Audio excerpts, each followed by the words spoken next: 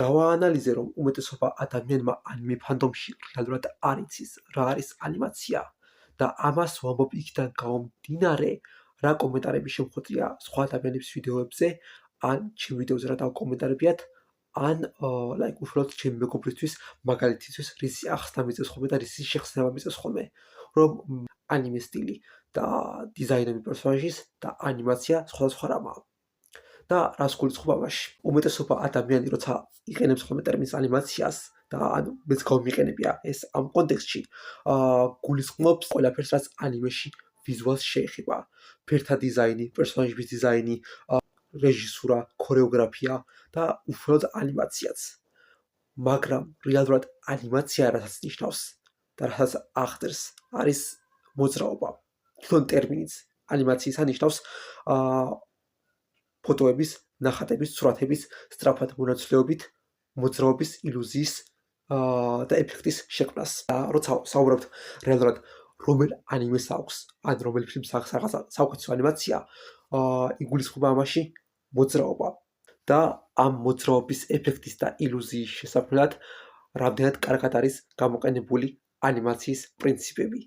მნიშვნელობა არ აქვს თუ ნახატები ლამაზად დახატული, ლამაზი ეფექტები და ფილტრი ადევს თუ რაც ადევს და ლამაზი ფერები აქვს, თუ მოძრაობა არ არის, ეს ანიმაცია არ არის, ყოველ შემთხვევაში კარგი ანიმაცია არ არის. ანუ თუ თელობაში ესთეტიური თვალსაზრისით ვიზუალი შედარება გვინდა, ამ შემთხვევაში უნდა შევადაროთ უშუალოდ პერსონაჟების დიზაინები, არტ სტილი, ფერების დიზაინი, რეჟისურა, არტ რეჟისურა და მსგავსი რამეები და არა უშუალოდ ანიმაცია.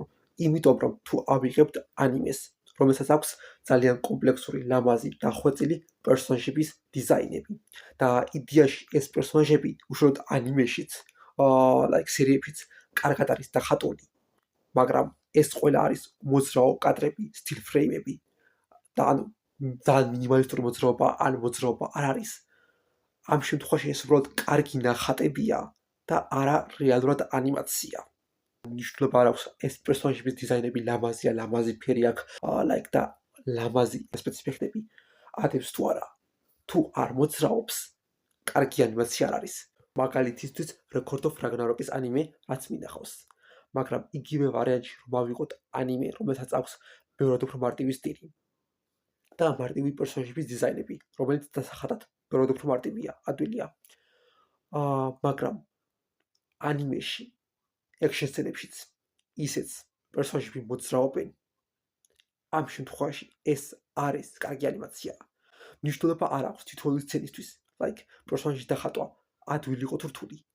თუ კარგი მოძრაობა, კარგი ანიმაცია. ანუ მარტო პერსონაჟის დიზაინები არაფერს არ ნიშნავს.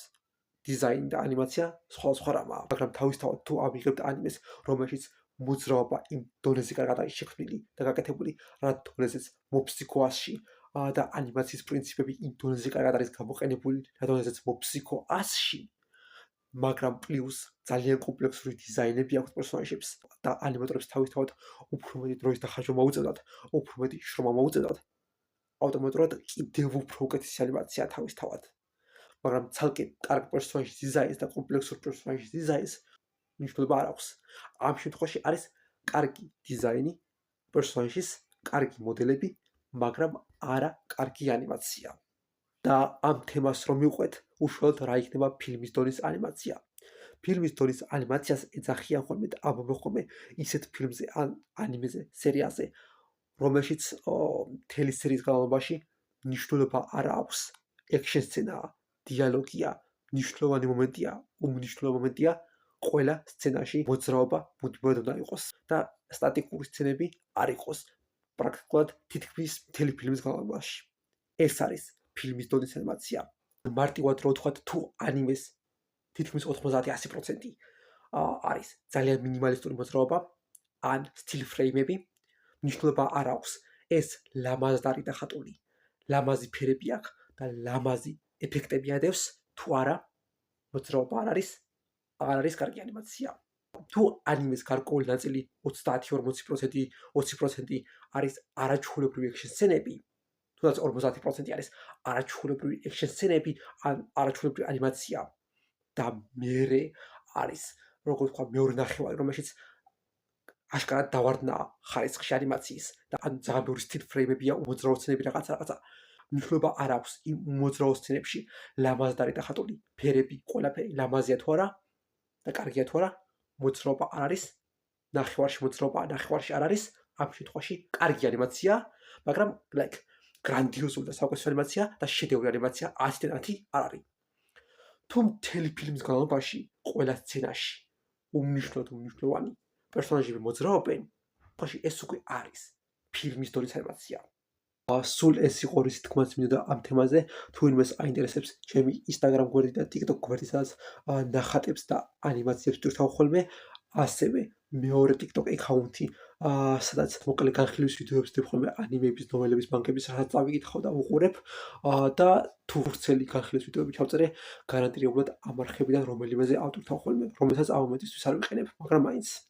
და ასევე ჩემი Letterboxd და My Anime List. თუ გიათ, გამომიგზავნოთ მეგობრებმა, დაგიმატებთ.